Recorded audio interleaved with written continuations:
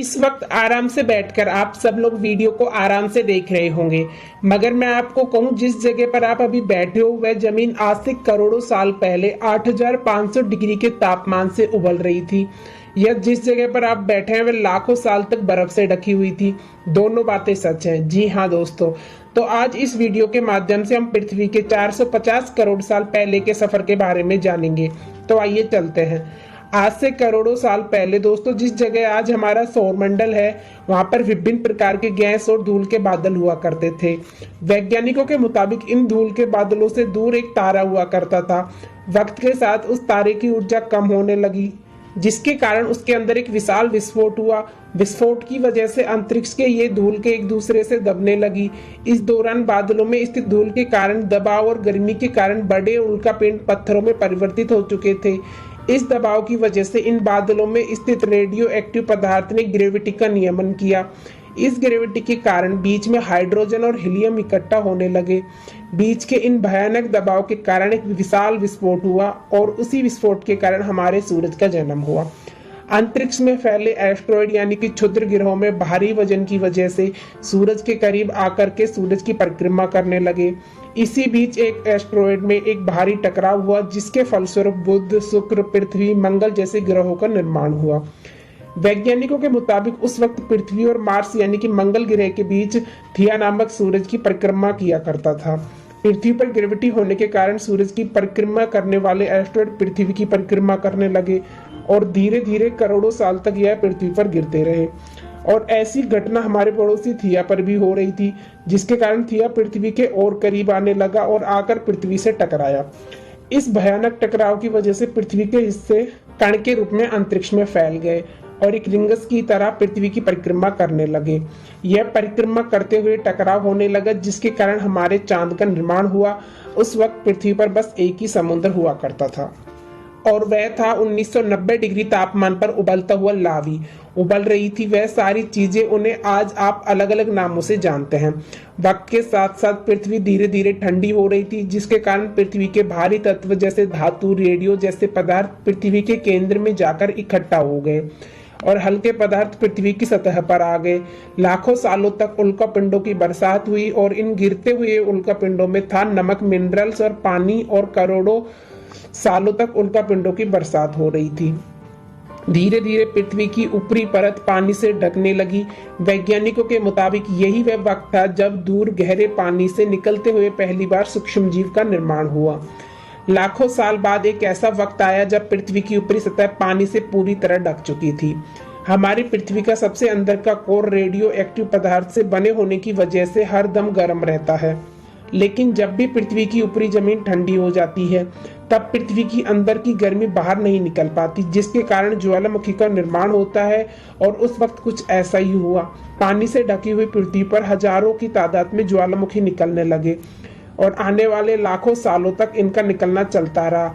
इससे पानी के ऊपर जमीन का निर्माण हो रहा था। इस वक्त भी पृथ्वी का वातावरण न होने के कारण अंतरिक्ष से उल्कापिंडों की बरसात हो रही थी।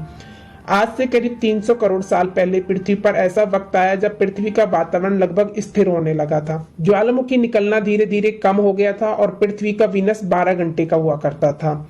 साल बीतते गए और धीरे धीरे सूक्ष्म जीव विकसित होते गए और समूह में रहने लगे। आज से करीब 250 करोड़ साल पहले पहली बार जीवों का ऐसा निर्माण हुआ जो जीने के लिए पानी का, धूप का और मिनरल्स का इस्तेमाल करते थे और मौल प्याग के रूप में ऑक्सीजन बाहर निकालते थे, जब तक ज्वालामुखी भी निकलना बंद हो चुके थे। और इन माइक्रोबैक्टीरिया की वजह से वातावरण में ऑक्सीजन की मात्रा बढ़ रही थी। वातावरण में ऑक्सीजन बढ़ने के कारण से पृथ्वी पर वायुमंडल बनना शुरू हुआ और आने वाले हजारों साल में वातावरण में ऑक्सीजन की मात्रा बढ़ती रही, जिसकी वजह से पृथ्वी के ज्यादातर हिस्सों में यह सूक्ष्म जीव फैल गए। हजारों साल बाद एक वक्त ऐसा आया कि ये सूक्ष्म जीव मरने शुरू हो गए। उस वक्त पृथ्वी का वातावरण ठंडा होने के साथ साथ ऑक्सीजन की मात्रा बढ़ा चुका था, जिसके कारण जमीनी वातावरण में स्थित आयरन, मिनरल्स ऑक्सीजन से रिएक्ट होने लगे और एक समय ऐसा आया जब पृथ्वी आज के मार्स के जैसे लाल हो चुकी थी। वक्त बीतने के साथ साथ धरती के टेक्टोनिक प्लेट में दरार आने लगी, जिसकी वजह से पृथ्वी के अंदर का लावा जमन की तरह कई लाखों सालों तक जमीन पर खुला उबलता रहा। और यही वह कारण था जिसकी वजह से पृथ्वी पर कार्बन डाइऑक्साइड की मात्रा बढ़ गई। और पृथ्वी पर एसिड की वर्षा शुरू हो गई। एसिड रेन की वजह से पृथ्वी का तापमान घटने लगा और तापमान इतना घटा कि पृथ्वी के ऊपर का पानी बर्फ में कन्वर्ट होने लगा। पृथ्वी पर पहली बार आइस आया। उस वक्त की पूरी पृथ्वी सफेद आइस से ढक चुकी थी।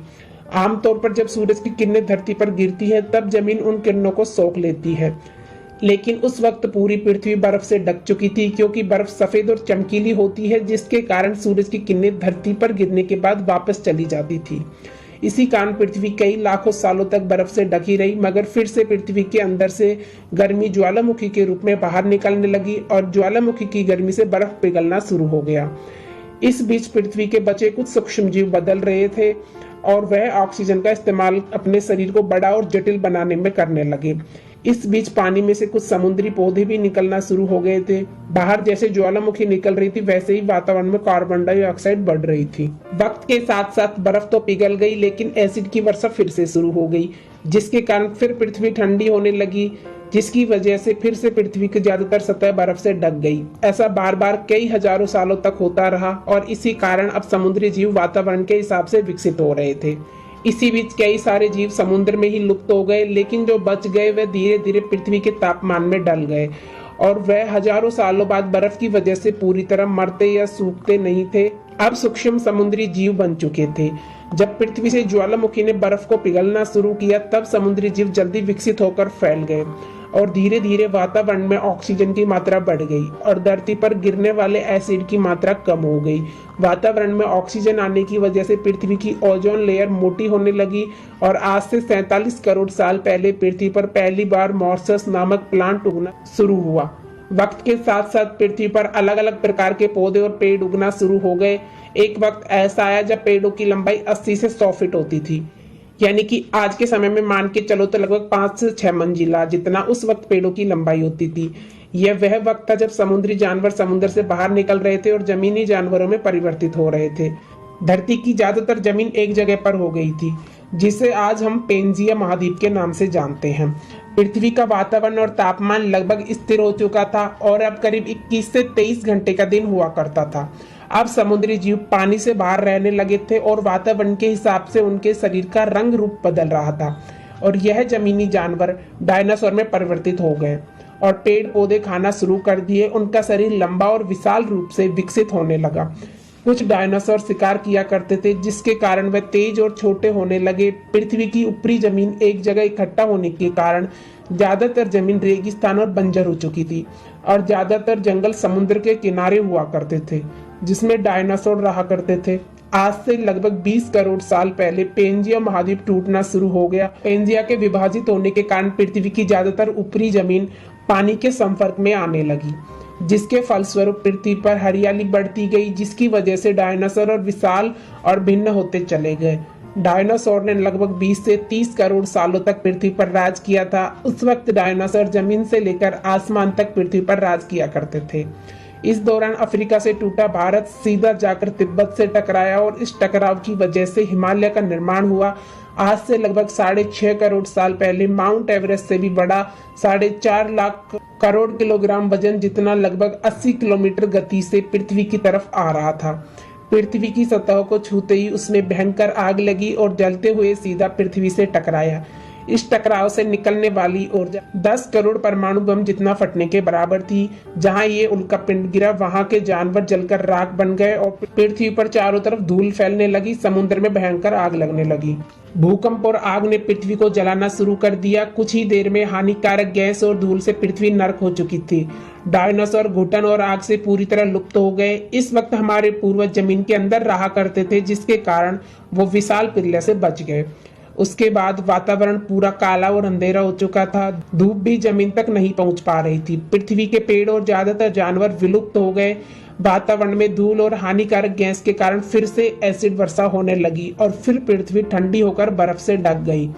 लेकिन इस बार पृथ्वी पर बर्फ लाखों साल नहीं जमी और 80 से 90 हजार साल बाद यह बर्फ पिघलनी शुरू हो गई। जैसे ही धरती पर वातावरण फिर से पहले जैसा होने लगा, वैसे ही ये छोटे जीव जमीन से बाहर आने लगे। उस वक्त पृथ्वी से बर्फ पिघलना शुरू ही हुआ था, जिसके कारण अफ्रीका में घने जंगल हुआ करते थे।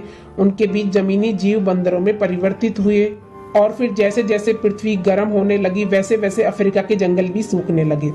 जंगल में रहने वाले बंदरों को खाने की कमी होने लगी और पानी की तलाश में बंदरों ने अपने पैरों से चलना शुरू किया, जिससे उनको दूसरे जानवरों का शिकार करने में आसानी होती थी। धीरे धीरे बंदर एप्स यानी ग्रेट एप्स में परिवर्तित हुए। खाने की तलाश में ये एप्स पृथ्वी के दूसरे हिस्से में फैलने लगे और धीरे धीरे उनके शरीर का रंग मौसम के हिसाब से बदलने लगा। वक्त के साथ साथ हम आदिवासी बने और हमने हथियारों से लेकर आग तक का आविष्कार किया और धीरे धीरे इंसान के रूप में विकसित हुए। अब धर्म से लेकर परिवार, भाषा और संस्कृति का निर्माण किया और वक्त के साथ साथ हम विकसित होते चले गए और आज हम इस पृथ्वी के सबसे विकसित प्रजाति बन चुके हैं। पृथ्वी को आज के जैसे बनने में लगभग 450 करोड़ साल का वक्त लगा है और हम छोटे से जानवर से इंसान बनने में लगभग लाखों साल लगा है। लेकिन जितना हमने पृथ्वी को गंदा किया है, आज तक किसी प्रजाति ने इतना गंदा नहीं किया होगा और हम फिर से धरती को गर्म कर रहे हैं और कार्बन डाइऑक्साइड बढ़ा रहे हैं। वैज्ञानिकों का मानना है कि पृथ्वी पर फिर से विशाल परिवर्तन होने लगा है। भविष्य में पृथ्वी कैसी होगी उसको हम बाद में जानेंगे। दोस्तों, आज के लिए बस इतना ही। दोस्तों, आपको हमारा ये वीडियो कैसा लगा कमेंट करके जरूर बताना और अगर हमारा ये वीडियो अच्छा लगे तो अपने दोस्तों के साथ शेयर करें, वीडियो को लाइक जरूर करें और ऐसी वीडियोस के लिए चैनल को सब्सक्राइब कर सपोर्ट करें।